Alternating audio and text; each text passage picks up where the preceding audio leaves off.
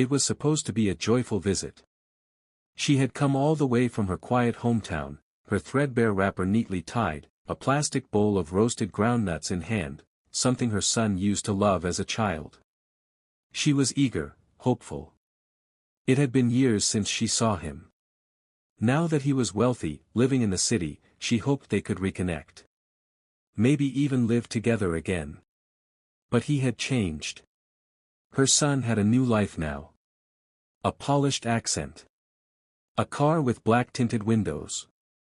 A woman who clutched his hand tightly, his wife, elegant and sharp-tongued, who never called her mama, only this old woman. The moment she entered the car, she noticed the discomfort. The wife scoffed at the smell of her wrapper, rolled down the window dramatically, and kept fanning herself.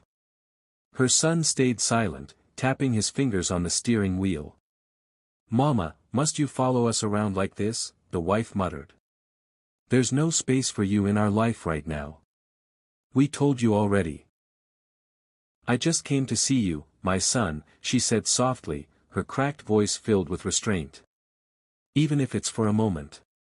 The car suddenly slowed down on a lonely part of the highway. Her son turned to her with teary eyes, but his voice was cold. "Mama, please. You can't stay with us." Before she could ask why, he stepped out of the car, walked over to her door, opened it, and with shaking hands, pushed her out. She fell. Scraped her knees.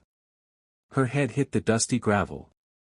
As she struggled to get up, the car sped off into the fading horizon. An orange sunset watched silently as the old woman sat alone by the roadside. Her plastic bowl had spilled. The groundnuts scattered. Her heart did too. A stranger later found her and took her to a small clinic. She never pressed charges. She never mentioned her son's name. But the son, oh, he was never the same. That night, he couldn't sleep. The vision of her wrinkled face, shocked and confused, haunted him. He kept hearing her voice in his dreams. And when he finally returned, rushed back in guilt with bags of food and money, he was met with a small white cloth tied to the doorway of her hut. She was gone. He fell to his knees and cried like a child. Because some wounds, you can never undo.